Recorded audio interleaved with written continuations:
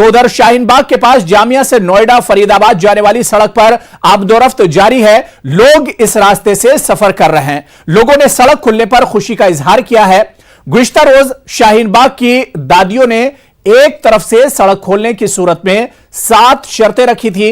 इनमें सिक्योरिटी को यकीनी बनाना, हिरासत में लिए गए लोगों को छोड़ना और एनपीआर पर रोक लगाना शामिल था।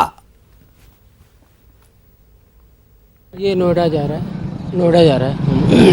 तो अब इससे जो आम लोग हैं उनको सुविधाएं हो जाएंगी। हाँ, कुछ सुविधा हो रही है। बेसिकली आपका जामिया से कनेक्ट है टू नोएडा और इसके खुलने से काफ़ी आसानी हो गई है लोगों को, क्योंकि शाम में वैसे तो हमें इधर से निकलना पड़ता था कालिंदी कुछ अंदर से बैराज की तरफ से। काफ़ी आसानी हो गई है लोगों को। बीजेपी सरकार रहते हुए बंद करा दिया। वो सोचना चाहिए कि हमारे अंदर जो है इतना परेशानी हो रहा है पब्लिक को।